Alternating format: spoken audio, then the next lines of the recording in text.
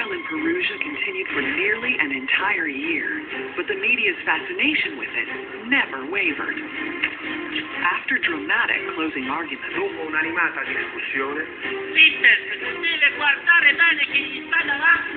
both sides held out hope that justice would be served. To hear the defense break down everything that the prosecution presented, I felt that they were going to get it right and Amanda would come home.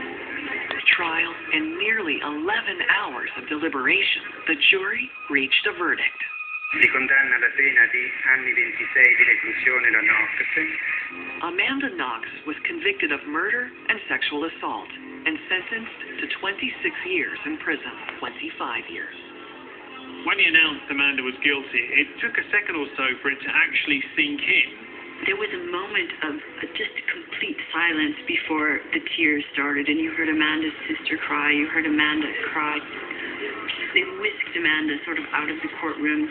To hear them say that she was guilty and to have not one speck of Amanda in that room, no hair, no saliva, no blood, no fingerprints, no footprints, nothing. It's beyond me. Hours after the verdict, the Kercher family held a press conference to thank the Italian prosecutors and police. We are pleased with the decision, but it's not a time for celebration. Our sister was brutally murdered and taken away from us. Barbie Nadeau spoke to the jury members after the verdict.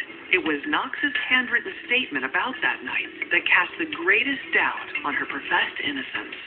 What pointed to her culpability in this murder? They all said, that statement that she wrote, nobody made her write that statement. Nobody made her do that.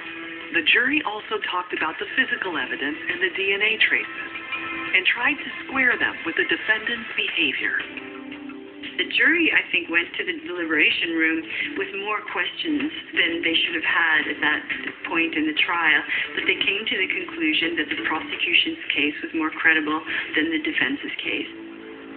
Nearly 1 year after their murder convictions, Amanda Knox and Raffaele Sollecito were back in the courtroom, this time to appeal those convictions. In Italy, a defendant is entitled to 2 automatic appeals. Because mistakes can be made in the first level. These appeals are sort of safety nets. The questions were evident in the judge's opening statement. What is the first thing that the presiding judge said on appeal? The only thing that is certain is that Meredith Kercher is